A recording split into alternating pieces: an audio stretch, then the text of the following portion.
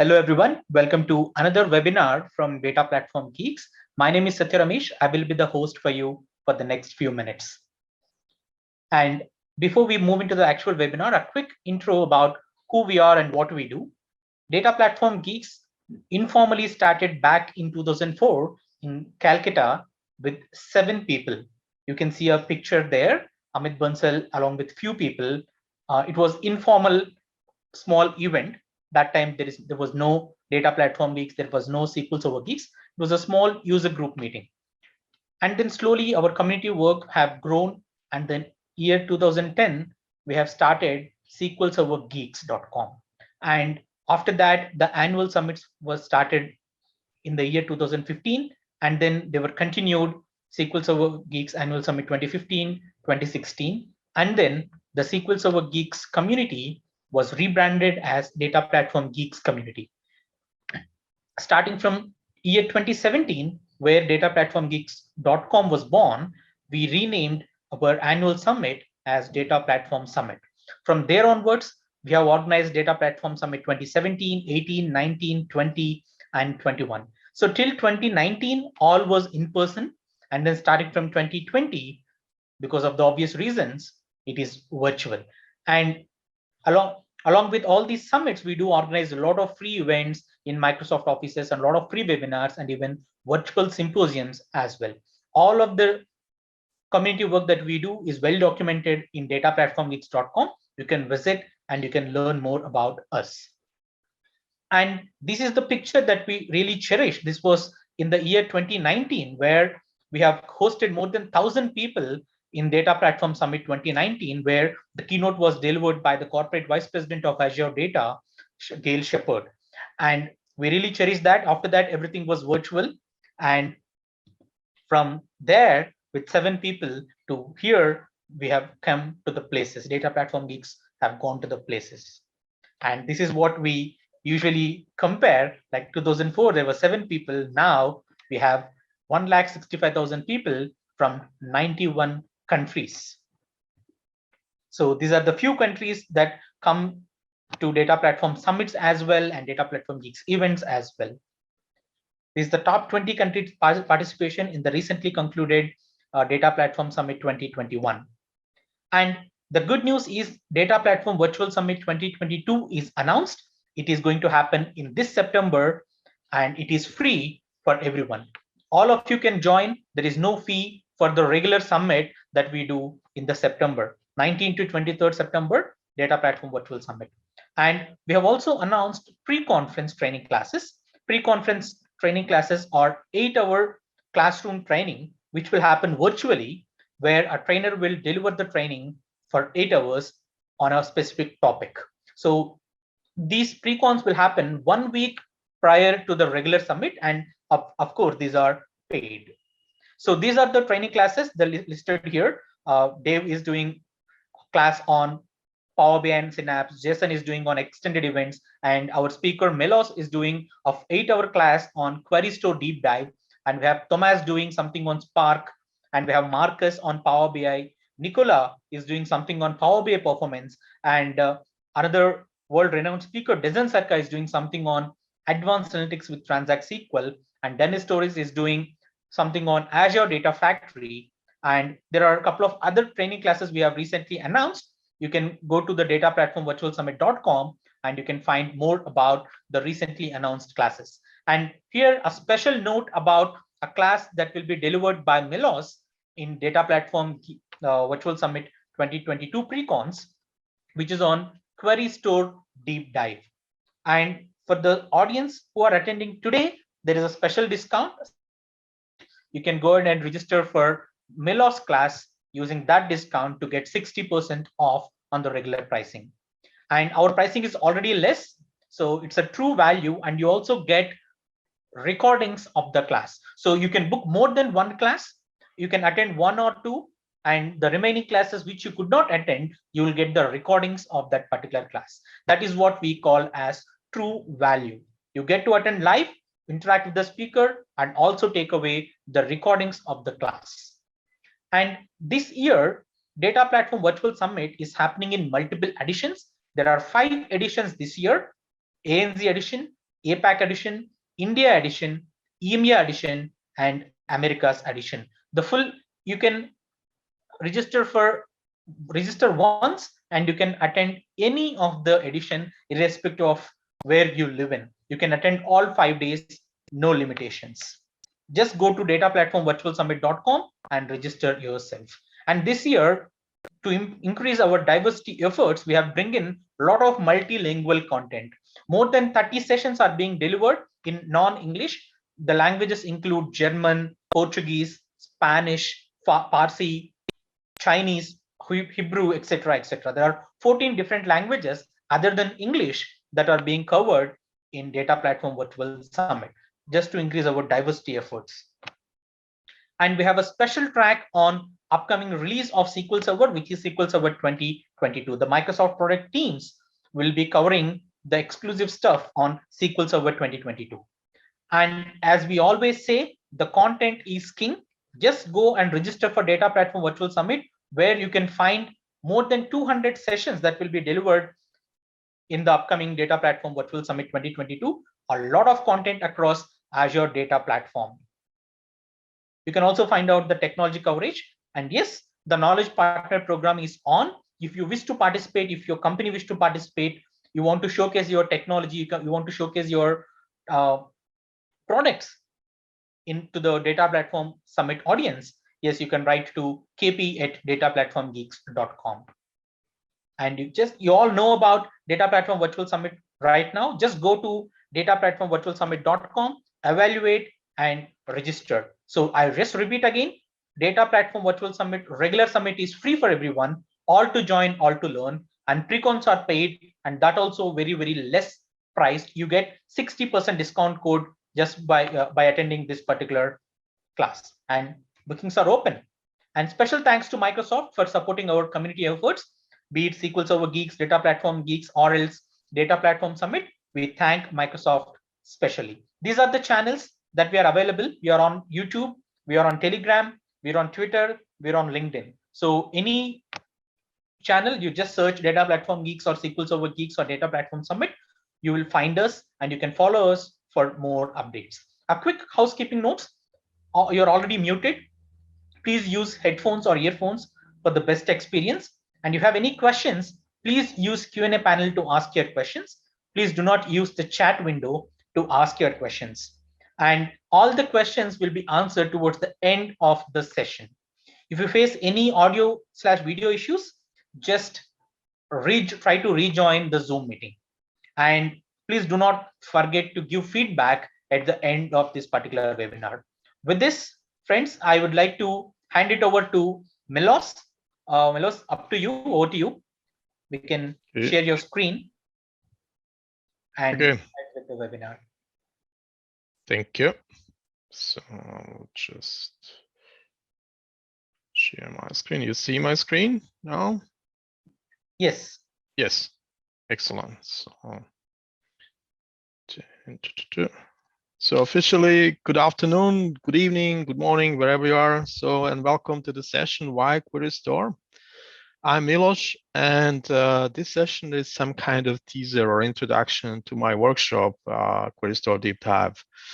As Satya said, this is a part of Data Platform Virtual Summit, and this is a conference that is, again, I would repeat, is free for just regular content of conference. It will be held from 19th to 23rd September, and pre-cons are 1 week before. And I'm really, this is one of the largest data platform conferences worldwide, and I'm really delighted to be part of it. My workshop is on 14th and 15th September, and it's a good thing. It's 8 hours of material divided in 2 days. I like this concept because this thing lets you, you can work regularly half a day and then reuse the rest of the day for education. And we will repeat the second part will be the next day. I really find this very useful. And this is unfortunately new virtual this year. Good. So I will now maybe to let bandwidth. You saw me already. I will just stop my video to let more bandwidth for regular content. So Milos Radivojevic is my name. I'm head of MS SQL database engineering at Entain in Vienna. This is the world's largest online betting and gaming company. And I'm conference speaker. I'm co-author of 3 books and so on. I spend a lot of time working with Query Store, more than 5 years in a very challenging production environment. And I have good experience with that. And I want to share experience in this workshop and in today's session. So I'm from Vienna, Austria. Here's Vienna. So for those who don't know or who were here, just to remind you, today is 36 degrees, but I don't believe that I will impress somebody from India with this temperature. So you saw definitely higher, but it's very hard time for us with 36 degrees Celsius. Let's start with a story about the Query Store before Query Store. So you just want to come with your to start your working week at 8 o'clock on Monday morning. You want to grab coffee, and your colleague, great to see you. You know, we had during the weekend we had problems with this stop procedure. You know, this stop proc. Yes, I know this stop proc. We had slow executions. We had timeouts. It was very hard time. And half an hour ago, we had to even fail over and basically to restart the server. Could you please check what was the problem with this stop proc and to ensure that this will not happen again? So definitely there is a better start of the working week, but yeah, you're in charge of performance troubleshooting, and then I need to do something when I hear these words. And the first thing what I do is because I know that's not urgent, so now it's okay. They want to know what happened. I first go to the stop proc to see what is this stop proc about. So I don't remember all of them. I have more than, I know, several thousands. Just, okay, this is my stop proc, the first step. The second step, of course, I go to the cache to grab the execution plan.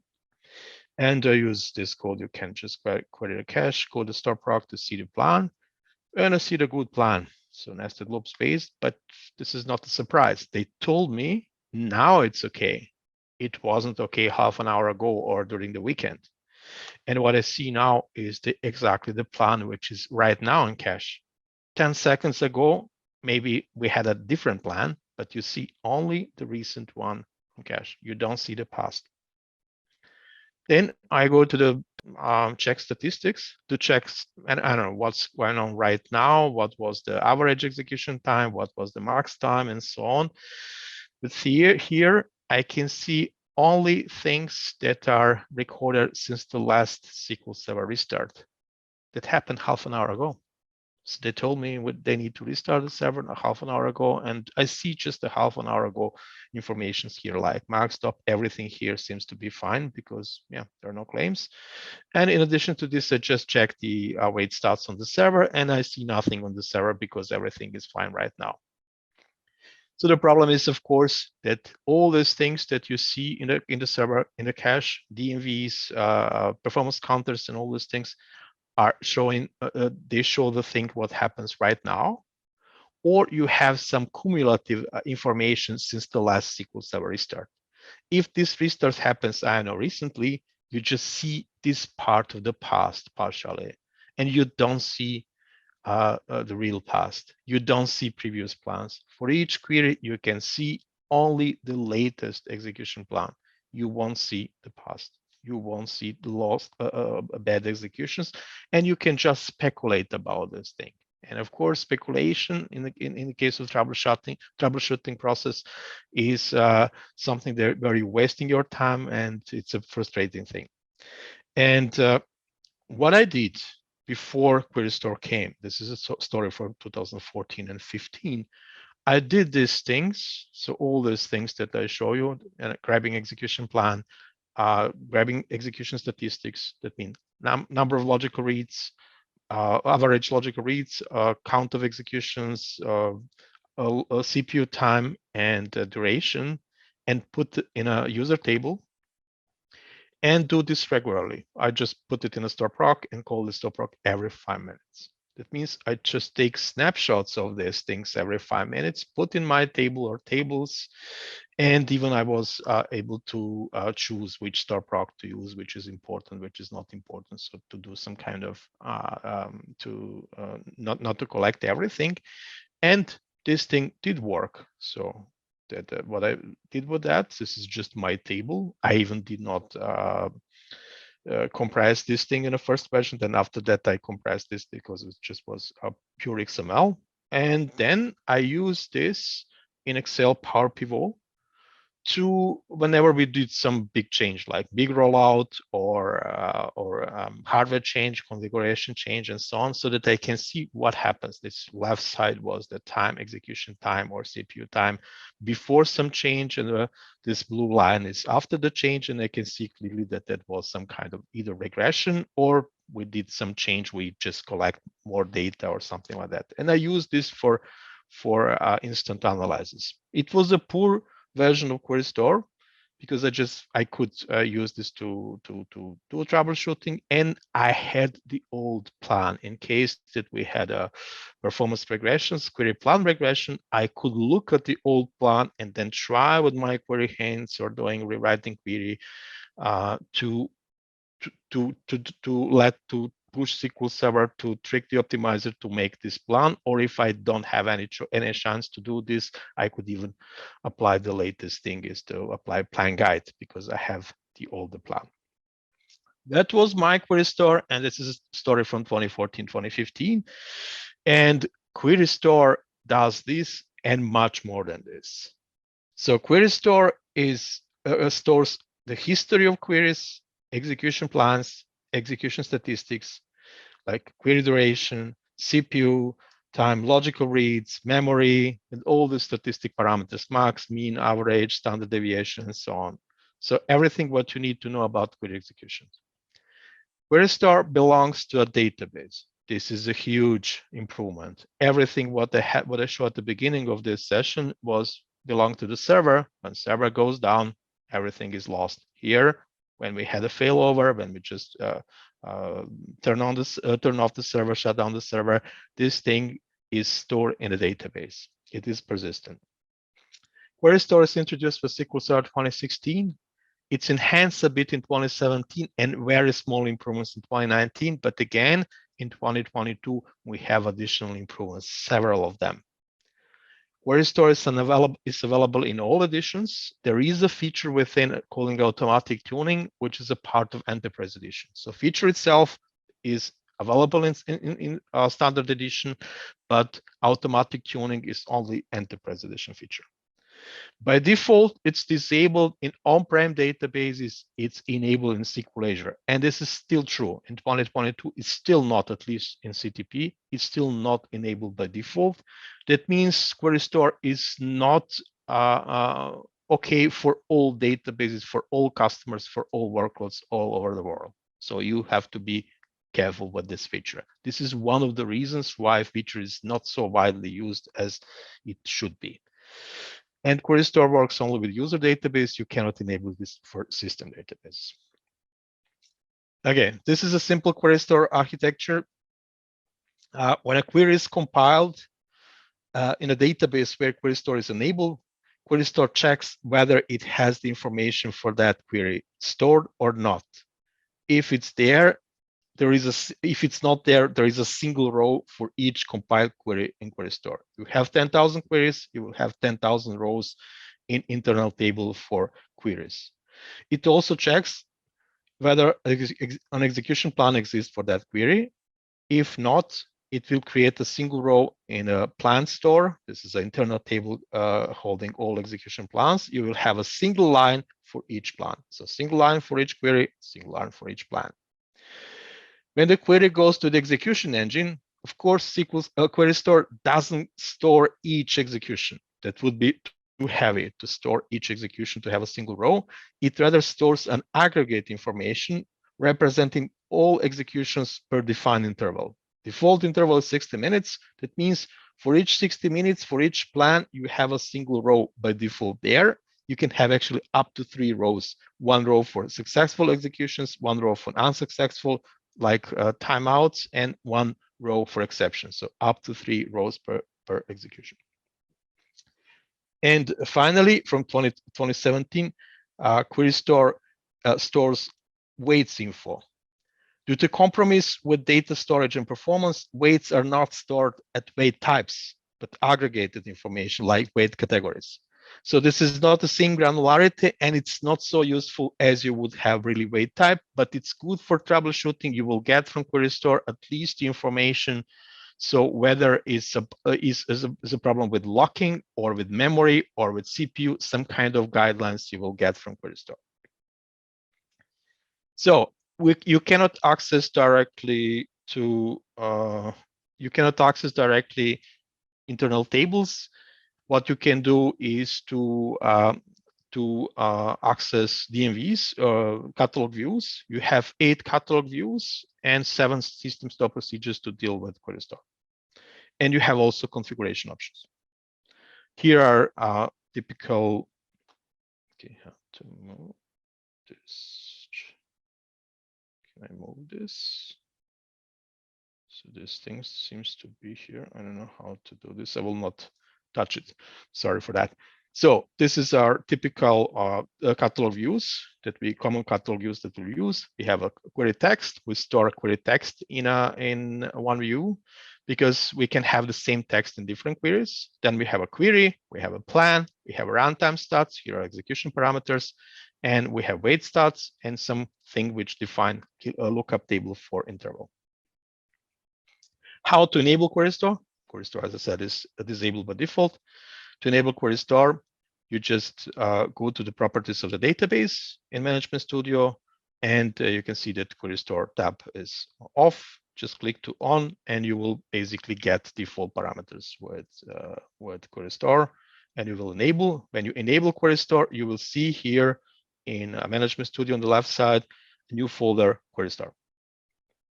And new folder will have some predefined query store reports. Of course, the same thing can be done by using Transact SQL, and by using Transact SQL, you can use either just alter database name set query store equal on. This is equivalent to the query query below with all default settings. And you can see here different settings for 2017 and 2019. In 2016 and 2017, max storage size was 100 megabytes and query capture mode was all. In 2019, Microsoft has changed this, and in 2022 remain the same. So at least in CTP2. So from 100 megabytes to 1 gig. I will tell a bit more in the next slides about this. So disabling query store, simple, alter database set query store equal off, and it doesn't remove data, it just disable query store. This thing can block the current workload. So unfortunately, I never need to stop query store to turn it off in production system. And this happens usually to companies or to workloads where you really had problem with the query store, and then you have additional problem. Then when you turn query store off, the entire content is blocked because query store tries to store data from in memory to write this to disk, and your workload is blocked with this action. This is something which is not solved properly in query store, so I have to warn for that. So it's not easy just to play. I will turn on query store at any price in any database, and I will then easily turn off if I see that something is wrong. So basically, it's not easy to turn it off in some cases. So, but this is really a corner case, so I never needed to make query store off in production environment. I did it just for testing purposes. So query store configuration, there are 9 parameters, and this is a very important topic. We will cover this topic deeply during the workshop, every particular property. So to go with all these options and to see which option to set for which workload. So for now, I will just cover those who were the problem at the beginning of query store. That's the reason why Microsoft has changed them. First one is query capture mode, which defines which queries will be captured by query store, which queries query store will store. And there are 4 options there: all, auto, none, and custom. All means all queries will be captured, except some trivial like select get date or something. But even ad hoc queries, whatever you just write, very simple, select 1 + 1 from something will be picked up by query store. And this is default value in 2016 and 2017. And this is it's not useless. You can have database where you want to have these old things, but usually Query Store, the purpose of Query Store is to do something, to learn about things and to apply, to help you to apply some knowledge about this. And if it's something is, if you have ad hoc query by default won't happen again, and basically all this knowledge and storage is basically useless. You can have some, if you want to see what happens in your server, how many times something is executed, how many statistic updates you have per day. If you have a single, then it makes sense maybe to use it, but all is usually wrong choice. It's default in 2016 and 2017, and that lead that even for small and moderated databases with 100 megabytes and all, you can end up with Query Store in read-only mode after maybe a few hours. Auto is default in 2019 and SQL Azure in 2022.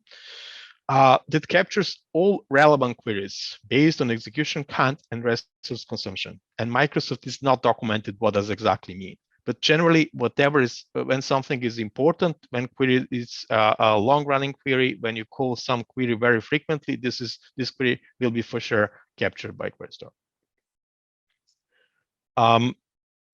So none, yeah, of course, doesn't capture info about new queries, but it continues to do this for all queries. This is just for demo or for some purposes, or if you're out of disk or whatever, basically you can stop querying. But usually it's useless thing. If you want to make some specific troubleshooting and you want to concentrate on some data and don't want to have new, custom is new option for 2019, and you can then choose what is relevant. So how many times to query to be executed within this interval. Interval by default is 1 day.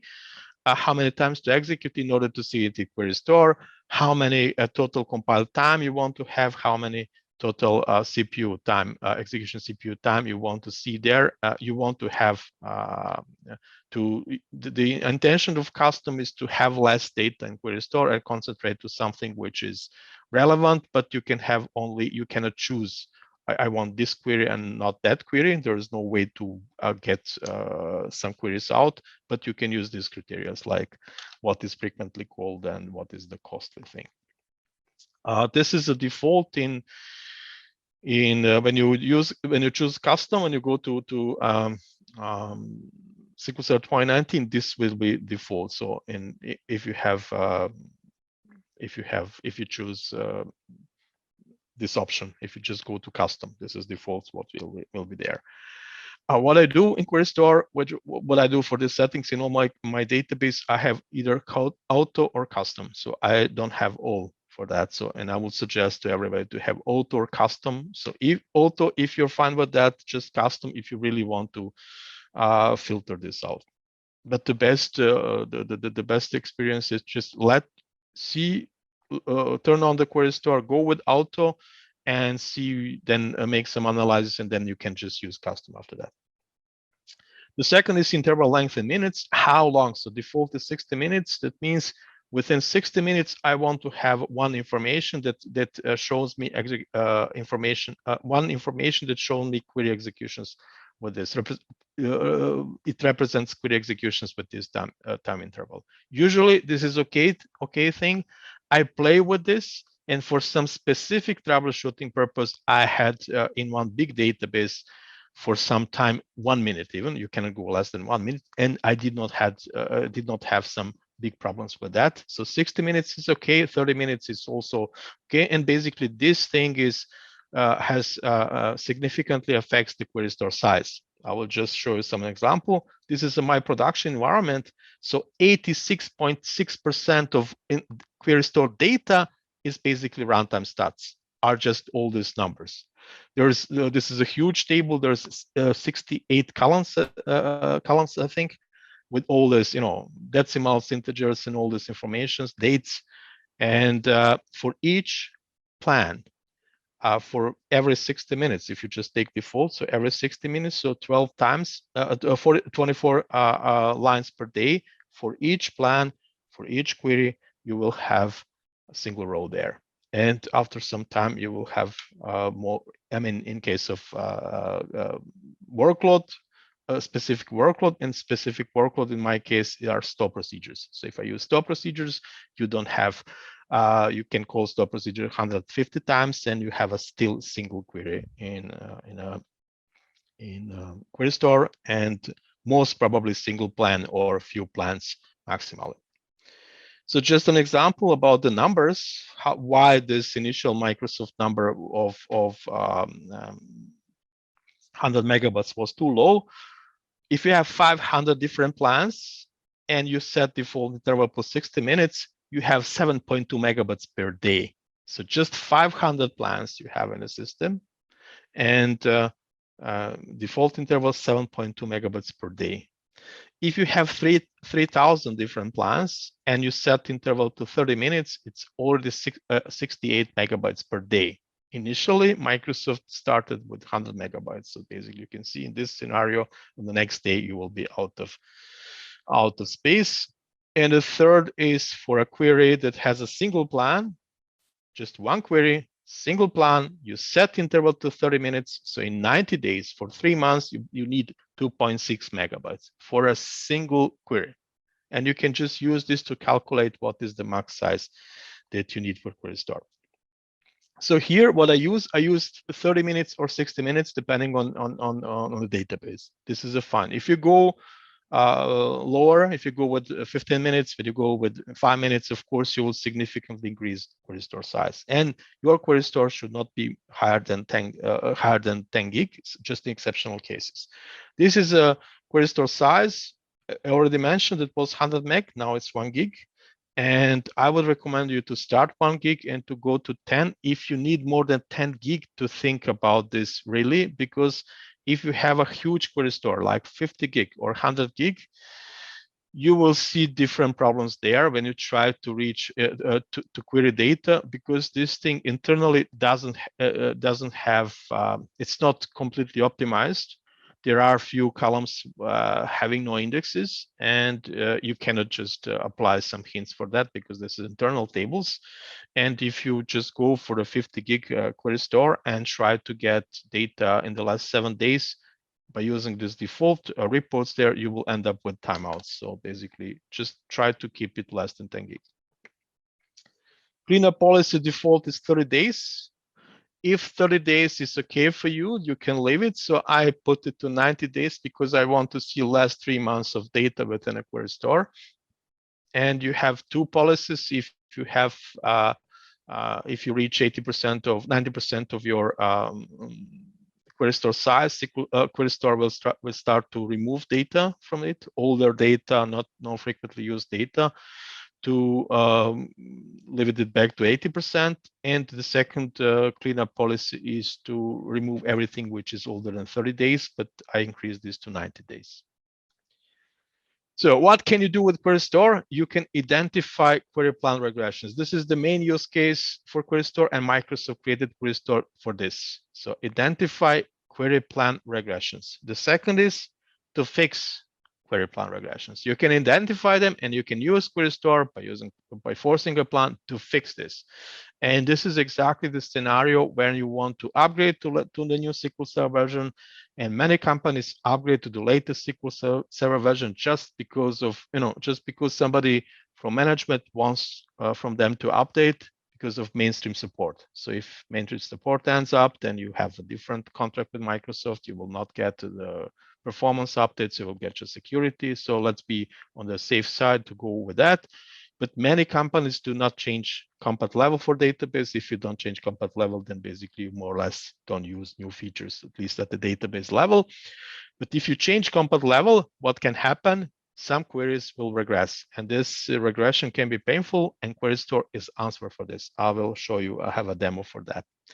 You can also analyze your workload patterns. This is absolutely hidden weapon of Query Store. The reason why I use it every day, I think whenever we have some performance issue, I'm for sure somebody from us open Query Store for sure. So you can identify ad hoc queries, you can identify unstable queries, queries with multiple plans.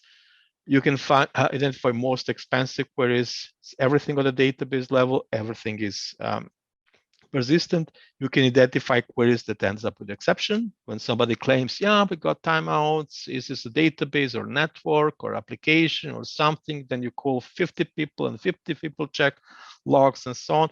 you can use query store easily to identify whether this timeout was registered in a database or not. If we see that all executions were done, we're okay here. So no timeouts on the database. So on the database side, I can just provide this information further so that they don't need to look at this thing. You can identify and understand weights at the query plan level. So if something was slow last Saturday and you don't know why, you can go to weight stats and to see is this some lock related, latch related, CPU related, or something like that. So you won't get really the granular informations, but you can get the direction of problem. And the last thing is also very important, not only for DBAs, for performance troubleshooters, also for developers, for regular developers.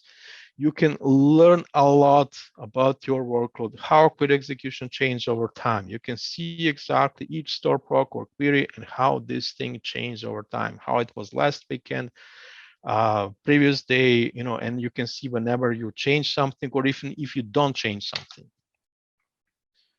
So then the next questions, what you can, the next questions you can ask, and query store can answer this. Was this query slow last weekend? Why was my query so slow on Saturday? So we have some timeouts. Are they from database? Which queries have worse plans since the most recent database failover? Which query has been the largest memory consumer in the past week? Sometimes you can do proactive things to identify something before you get an incident or something. Or is the latch contention reduced in this database since the last rollout? Some of these questions you can answer by using other tools, monitoring tools, but it's a great thing to have a built-in tool out of box. Okay, so let's go to Management Studio, and I will show you now. I will show you now the main use case from Microsoft point of view about the query store. So here I'm going to simulate upgrade to SQL Server 2019 from 2012.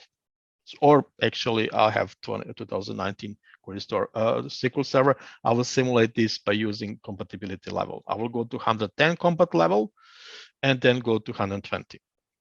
So I will just clear query store first. So this command, I will clear query store. Then I will turn it off on just to have a regular that I have no data from the previous examples. And then we'll go to compat level 110 to simulate SQL Server 2012. I'm using here whiteboard import as Microsoft sample database. And here is my query. I will just first execute this query outside, just to show you that this query doesn't return anything. So this query, it tried to get all orders and order lines were picked by person ID. And there is no person ID 0, and there is no order picked by person number 900. So this query returned nothing.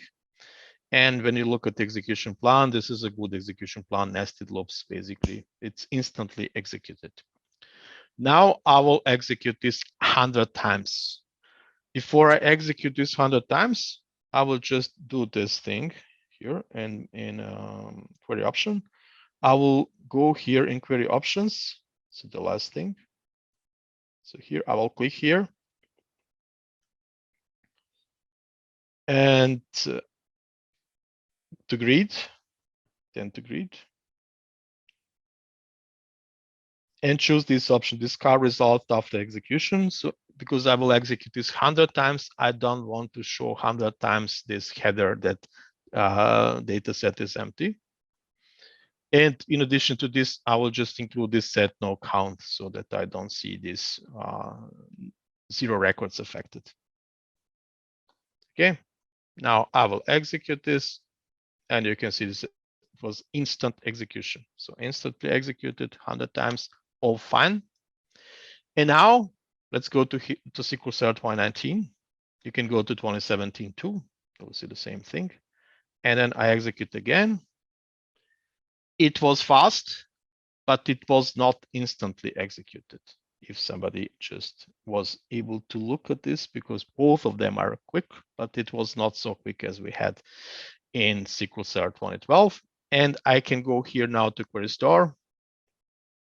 And I can go to regress queries.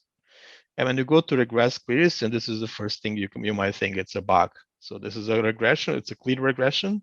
We saw that was really instantly in 2019, 2017, 2019 is not. But here we don't see in regression anything. I will explain you why just in a minute.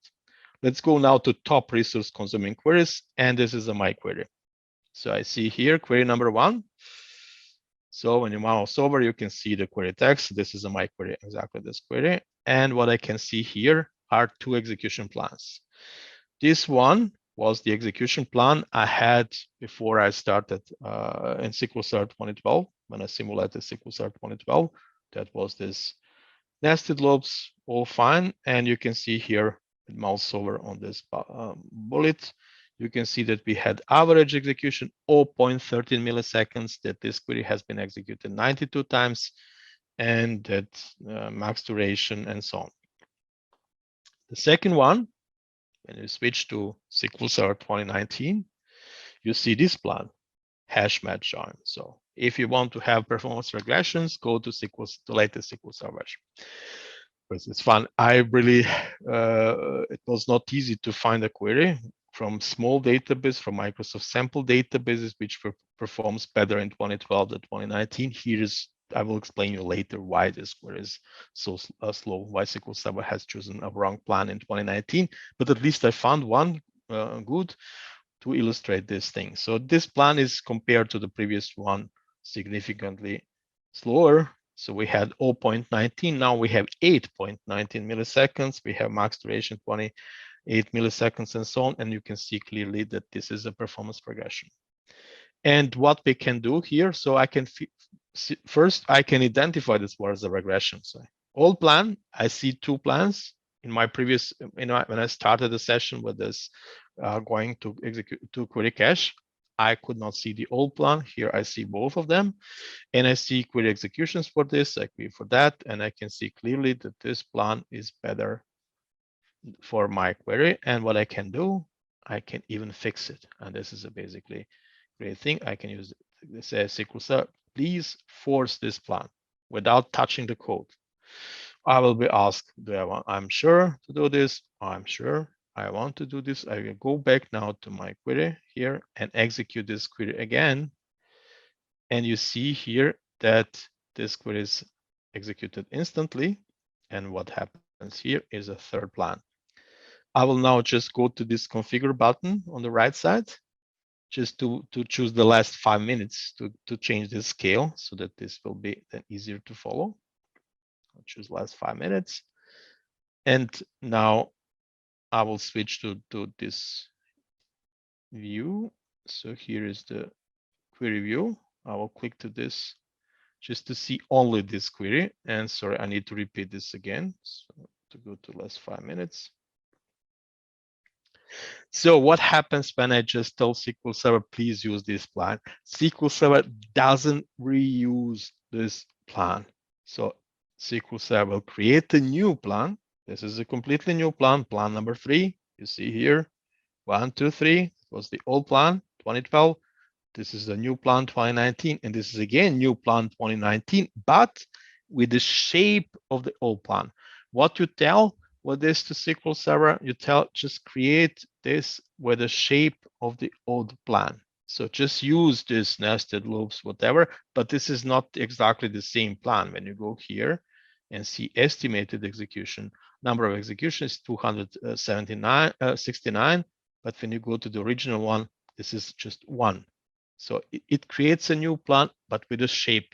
I did not see, this is not guaranteed. The SQL Server will try to create with the same shape. I saw some small differences in a new plan, but I never saw forcing a plan where SQL Server creates significantly different plan by forcing plan. I saw cases where SQL Server just completely ignore the forcing plan. Usually what happens is it will create exactly the same plan with the same shape, but this is a new plan. And this is a good thing. So you want to have this plan. This is the plan you want to have with nested loops, and you continue to work in SQL Server with a new component level. Because usually such things are more exception than a rule. and you will have few queries, few store procs with significant performance degradation. Manual queries will have the same plan, and majority of queries will have better plan compared to 2019 when you go to compared to 2012 when you go to 2019. But you will have in new versions some degradation. Whatever Microsoft do in a new version, whatever features will be delivered, like intelligent query processing, this kind of things, you should expect regressions for some queries. For most of them will be better or the same, but for some of them, this a regression will happen. And in case of performance regression, you have to do immediately something. So if something is, I don't know, 2 times faster than it was before, you don't need to do anything.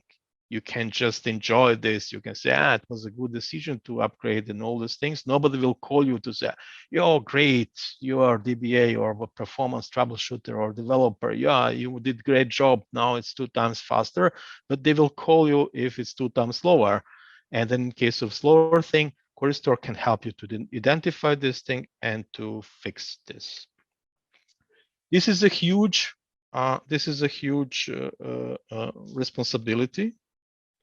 So that's the reason why for QueryStore, for a forcing plan, you need to have database owner permission. And you have to be very careful when you force the plan. This is something like plan guides. It's not the same as plan guides, but it's the same responsibility. It's easier to use. You can see you can click, poof, poof, and you can easy apply this, but this is a database owner rights are not just for nothing. This means you really know what are you doing. Database owner rights are given to the guys with huge responsibility, and this is a huge responsibility. This is a great example of a query where forcing plan makes sense. You see the query, I see here, history 1 week for a given query, and the entire week was fine with this plan, and then suddenly plan has been changed. Either somebody did rollout, or it was something else like change of restart, failover, or just some statistical change. There was a huge insert in one table, and suddenly SQL Server changed the plan. Sometimes we are just lucky that we have a good plan. Also, we have a great potential for bad plans, and then SQL Server start to use this plan. It is pretty clear that here, if we force the old plan, we won't be wrong. But if we have similar situation like this, which one to force? You have so many plans here, there is no way to force. Here you can use QueryStore to identify issues, to learn about this thing, how many plans, what is the difference, and so on, to see what of this is, which parameters you had when you call this and that, because you can have here several plans and you can compare them, but you cannot just apply something. So plan forcing plan can fail in case of you force a plan that uses an index and somebody renamed this index or drop it. Of course, SQL Server cannot use this plan, but the good thing compared to the query hint, when you just use a query hint index hint as a part of the query, and index is dropped or renamed, query will fail. Here, at least SQL Server does a better thing.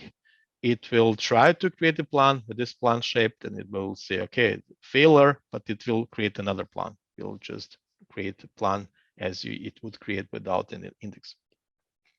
And it can happen that SQL Server will ignore the force plan. This is a just intro session, teaser session. We don't have time to catch this. We'll have enough time during the workshop to catch all these things. So with forcing plan, just remember, if you force it, you have to monitor if SQL Server still use it. This plan forcing, like plan guides, like all these hints, should be perceived as temporary solution. This is a great thing to have. After the upgrade, you just don't have so huge degradation. You just go back to the good plan. You buy a time to find the proper solution. So SQL Server will create a new plan with the shape of the force plan. This could solve your problem, but basically that you should just buy a time to find the proper solution, because this can happen for future queries too. This is a huge responsibility. It's a huge responsibility. That's the reason why database owner permission.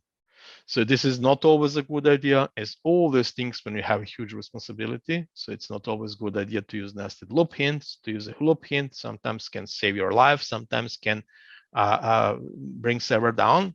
The similar thing is with plan forcing. And you have to check plan history. So that's the reason why I just want to have enough plan history. It's important that you configure query store properly, that you have enough plan history to see on the left side in order to make decisions, should I force the plan or not?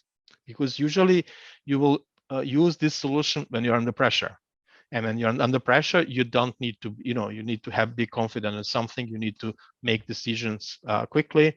And then if you have enough paths, if I just see the last 2 hours, that was this plan, and now it's a bad plan, should I force the plan or not? That depends on my knowledge about this thing. If I have no knowledge, then I need help from Query Store. If I see the entire month that this plan, so if I have the entire month, that I can assume that this plan is good. If I just see last two hours, it might be that this plan was good for last 2 hours, but for the evening, I think it's not. And you can use CP Query Store Force plan. So it's basically what I did. I show you because what's easy to demonstrate. I show you use it on graphical interface, but basically you should document all these changes. And instead of using graphical interface, you should use Query Store Force plan, store proc. So Query Store in 2022, 3 changes. Query Store on secondary replicas. This was the request long time ago for Azure, MS Azure Connect item. I don't know what's the name, Azure feedback.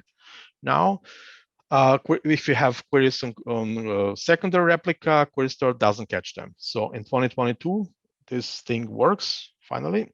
And you have new things like Query Store hints. This is a great thing. You can apply a hint for a query without touching the query. I can show you just this quickly. And then because we are almost out of time, I'll just show you this in 2022. So this is a CTP 2022. I will use exactly the same code. So I will go here to 2022, 2012. I have the same database. And now you can see that this thing is done quickly. I go to 160, the latest compat level. You can see that exactly the same query is not quick enough in SQL Server 2022.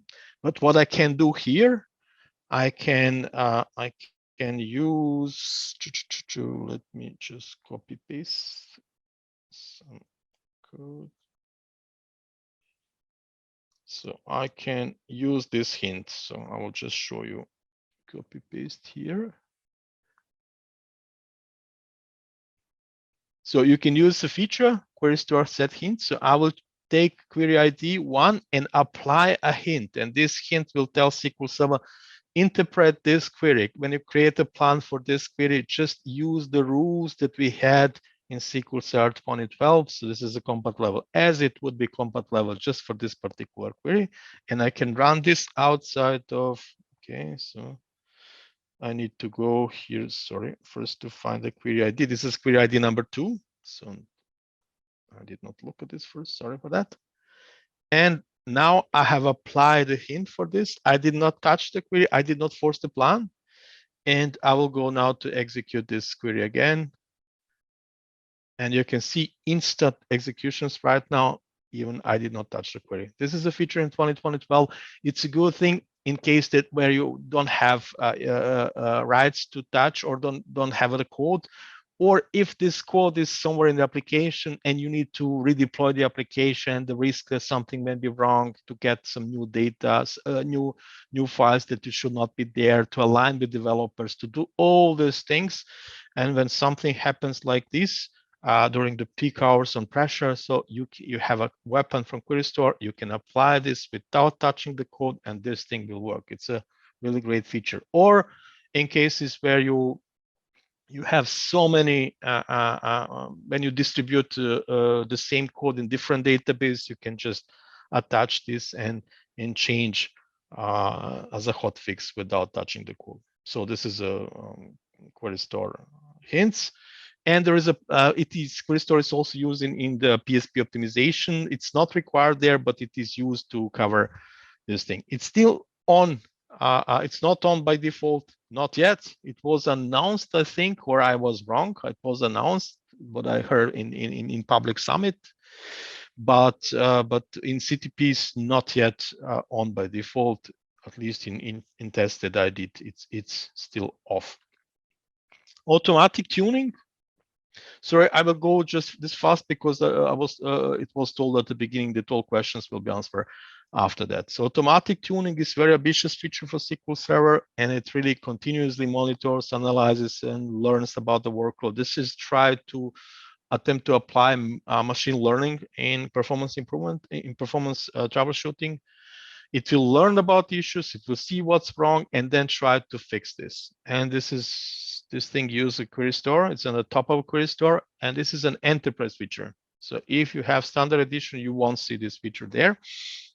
It means SQL Server automatically do this, and then you can appoint SQL Server to do something automatically for you. So there is a bit misunderstandings and confusion about automatic tuning. In SQL Azure, automatic tuning has two components: automatic index management and plan correction. In on-prem, there is no index management, automatic index management, just automatic plan correction. And automatic plan correction, it's not always automatic. So it's a bit tricky. There is offline plan regressions and automatic correction. So when you have enterprise edition and query store is enabled, this feature is always turned on. You cannot turn it off at all. At least for me, it's not known the reason. I did not need this, but basically it's always turned off. SQL Server around this, and you can consume these results or not. So if you consume these results, for consuming these results, you have another option, force/good plan. Default is set to off, so SQL Server will not automatically force plans for you, but you can set it to on. I will show a few screens and then I will demonstrate this again. So this is a code that you can use, and this DMV here. Oh shit, sorry. So this DMV DM tuning recommendation. This is also enterprise feature. So you won't see results from this query if you have a standard edition. In SQL Server will collect recommendations for you, and then you can use these recommendations for to do something. This is my preferred way to deal with this feature. This is a great feature. So by the way, I will show them in a minute why. And I like to have, okay, SQL Server thinks that something is wrong. I would then go to the results of these SQL Server suggestions, and then I would like to decide for that. I don't want to let SQL Server to decide about this. In the workshop, I will explain you why. And here's how this thing works when you just apply when you let SQL Server to do this for you. It will go through the plan executions to the past and find the last one which was good and apply the last one. Why not the best one? Because the last one is more likely to be up to date, because maybe the first one has used something which is not exist, or it was used as the table was not so large as it now, and so on. It's a bit more risky to choose something which was good 2 months ago as the best thing. So that's the reason why it used the last one. Yeah, let me demonstrate this to you. So go to automatic offline offline suggestions. I will repeat the initial example. So I will have again the same situation. I will go to clear query store to go to 110 combat level, and I just here use a custom option, but you can use auto. It's not a big deal. And this is the full thing. Query store automatically last good plan set to off. And you know this won't work. So let's go here to skip this thing and this thing, what I already did. This will work perfectly. When I go to 150, it won't work. Okay, it will work, but it won't be so fast. So it was easy for me to identify. And now when I go to top resource consuming queries, I can easily identify because that was the only one query in my database. So it's not a big deal. In reality, you will have hundreds of thousands queries here, and it's not likely that when I click to top resource consuming queries that I will see my query, which was regressed. It could be there, but if we have some queries which are called 100 times per second, they will be there, you won't be. So top consuming queries is not guaranteed that you will see a query. So if you have thousands of queries, how to find queries which are regressed? So there is no way to use this with graphical interface. You need to write queries, or you can use this feature, and this is a DMV. And this DMV, just select start from DM tuning recommendations. These things saved my life a few times when I just had to make a big change from compat level 110 to 130 or 40. And this query returns regressions. SQL Server checks this. I don't need to go to these hundreds of thousands of queries. SQL Server does this for me. And you can see here that for this query, SQL Server found out that was a regression for 0.05 milliseconds to 9 milliseconds. It's a clear regression. And here you can have some JSON informations about additional informations. And the good thing is with JSON that somebody then work on that and create some complicated query that goes with JSON, but returns great output so that I can then easily use it. And SQL Server suggests me here. This is the reason why I think that this query should be forced. And then here is the suggestion to force the plan. So SQL Server creates a query for me. All I need to do is just to execute this. And now when I go here again, I can see that this query is fast. So SQL Server, we have again the same situation. SQL Server has created a third plan with the shape of this plan. So this is a great feature. I use it all the time, and I use it actually to. I have created some notification on top of it to ensure that this will to catch regressions. And the last demo that I will show you is how to let SQL Server to do this automatically for me.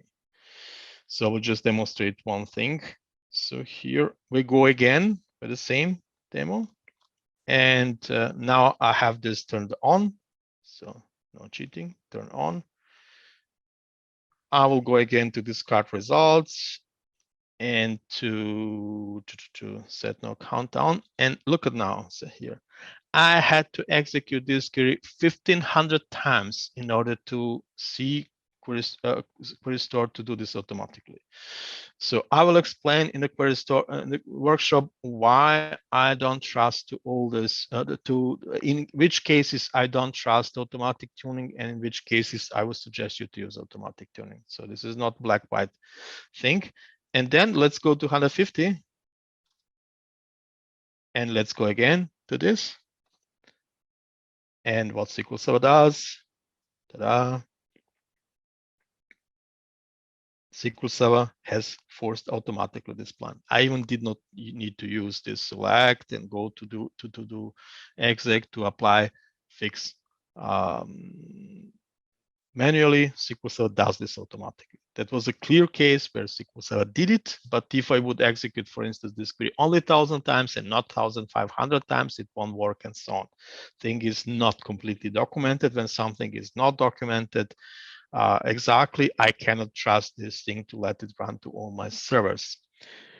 Okay, let's go. Let's finish this. Just one slide for performance impact. More details in the workshop. 3 to 5% in my production environment. 3 to 5% of CPU query store will eat on your servers in average. So this is acceptable price. I like to pay it, and basically I did not turn off query store in any database. Limitations and statement issues. DDL statements are not captured. You cannot have create index and to see how long this would take, because query store will not catch it. All data is in primary file group.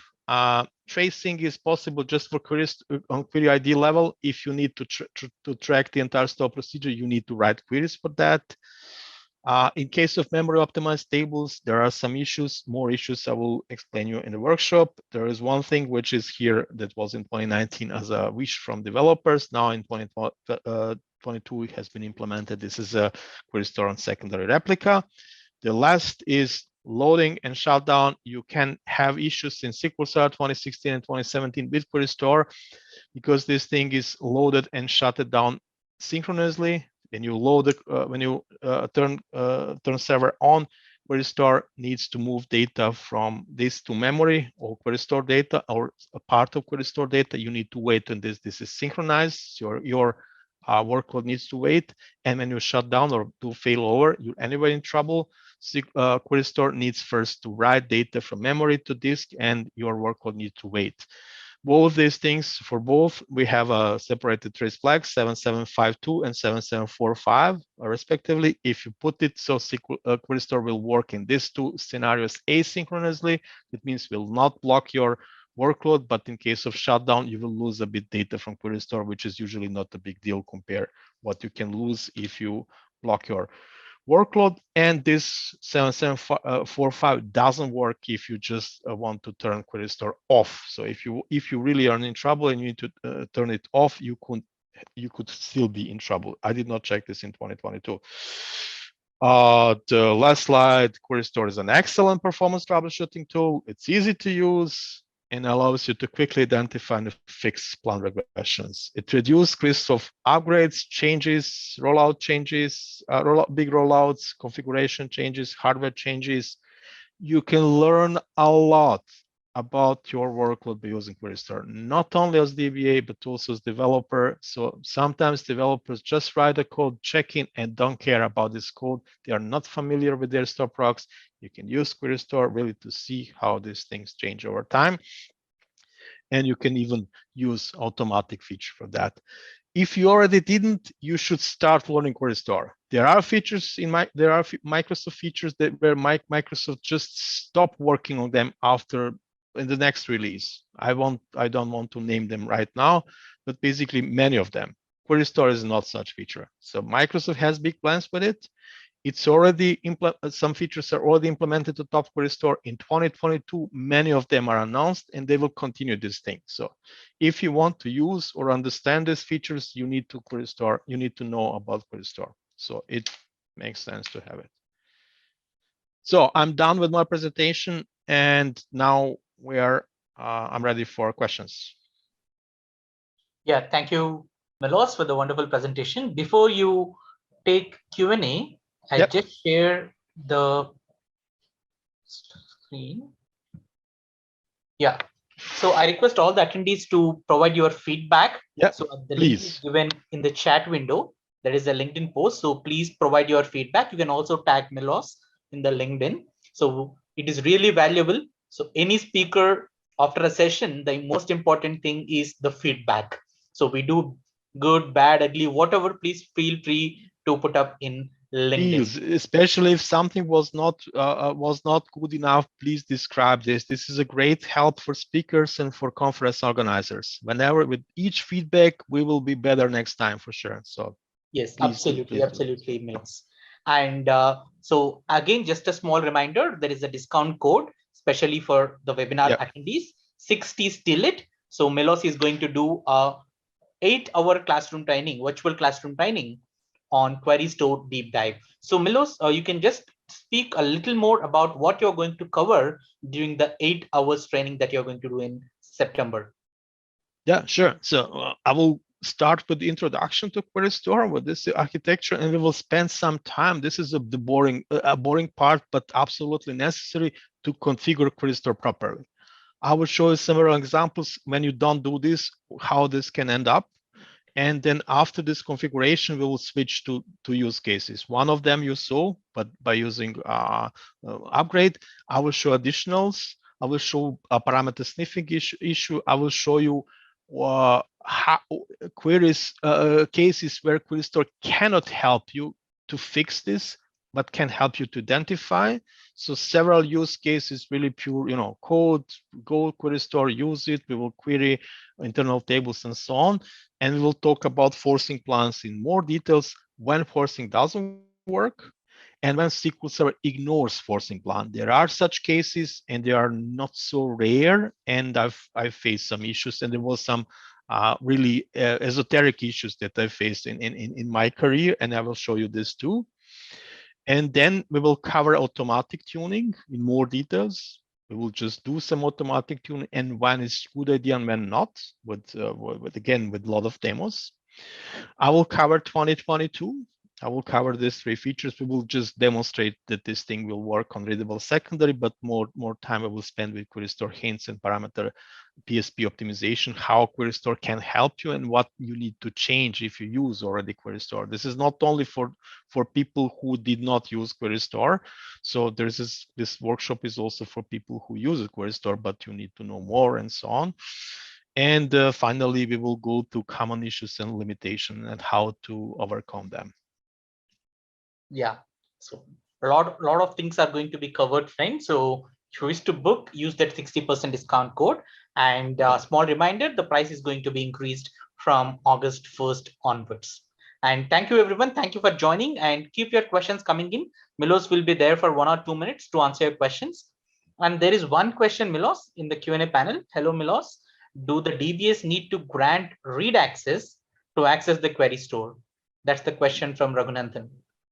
Yeah, there are special access for that. This is, I think, view state is enough, but I'm not sure exactly which one. So there are 2 kinds of. You need one set of one permission is to read data.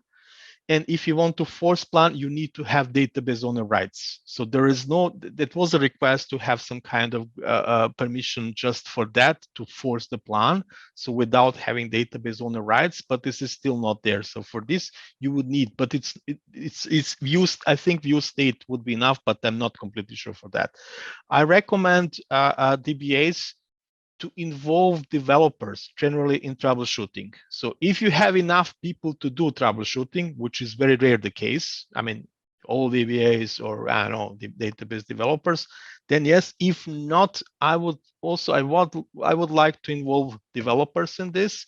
If not directly, if you're free to give them rights to query store, then you can export information from query store to user tables and let them know about their workload. So they need to be familiar with that.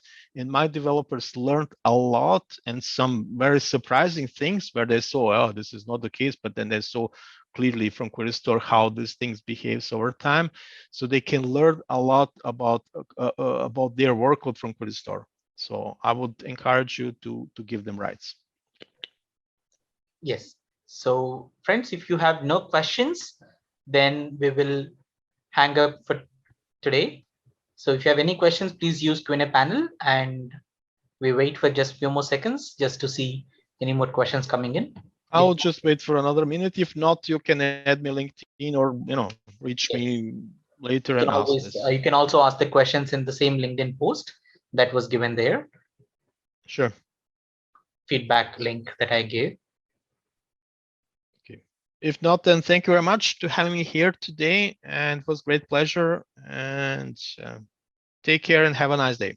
Yeah. Thank you, Milos. Thank you for your time. Thank you. Thank you, everyone. Bye. Bye-bye.